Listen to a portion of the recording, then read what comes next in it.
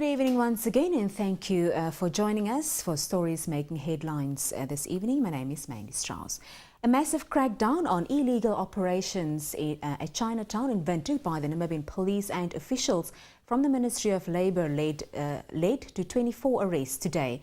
180-strong forces swept through the northern industrial areas at Chinatown, arresting alleged illegal immigrants and employers who do not comply with the Labour Act. The sweep of Chinatown, spearheaded by the Commerce Regional Police Crime Investigation Coordinator, Deputy Commissioner Sylvanus Ngishindimwa, rounded up business operators at Chinatown since morning. Some members of the force were stationed at all exits of the complexes, while teams comprising of the police, immigration and labour officials inspected the premises from door to door. The Keetmanshoop Regional Court sentenced a 71-year-old Jacobus Apollos to an effective 10 years in jail for the killing of his 34-year-old son Patricio Apollos.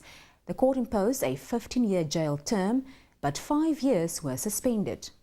During the trial, it was learned that the deceased was harassing his father for money, and a heated quarrel ensued between the two. The father then went into his house and emerged with a rifle, with which he shot his son at close range in the forehead. Regional Court Magistrate Goodwin Shizande said the killing was a jungle law execution which was in conflict with the Namibian Constitution, saying that no one had the right to take the law into their own hands.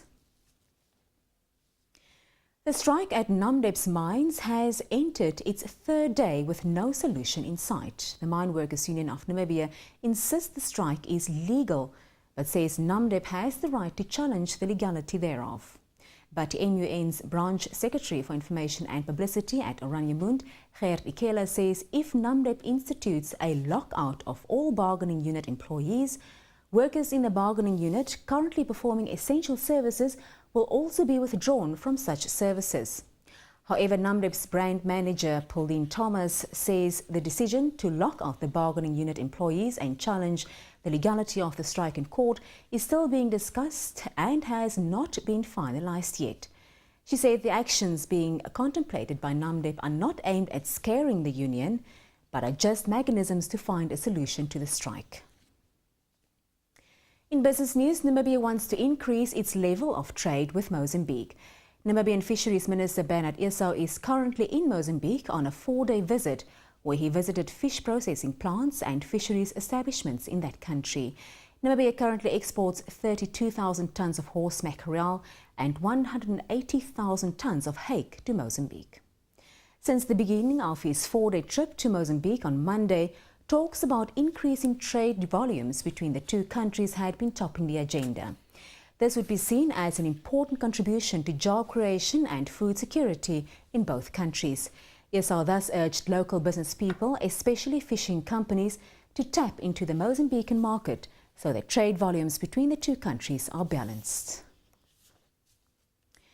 In international news, an oil refinery outside the Libyan town of Zawiya, close to Tripoli, has been taken by opposition forces.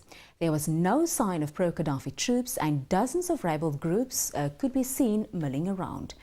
This contradicts a statement by the Libyan Prime Minister, who said earlier that government forces were in control. Pro-Gaddafi forces have lost territory to the rebels in recent days.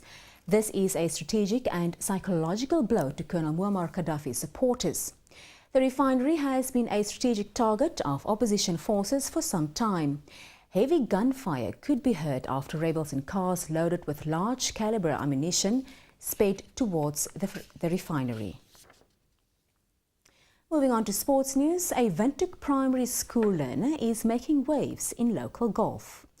Kasoma Polina is a youngster with a passion for golf, and if properly guided, he has what it takes to make it at the top level in the sport. 13-year-old Kasoma Polina eats, sleeps and dreams golf when he is not consulting his school books. The young energetic boy recently took part in a sponsored competition in aid of cancer, where he ended third, despite teeing off against more senior players. Polino is the son of former Black Africa Football Club player and president Candace Bondi Polino, nowadays a regular on the green as well. His future ambition is to become Namibia's Tiger Woods. Those are the stories that made headlines today. Join us again tomorrow during the same time slot for local and international news. From me, Mandy Strauss, and the rest of the production team, it's good night.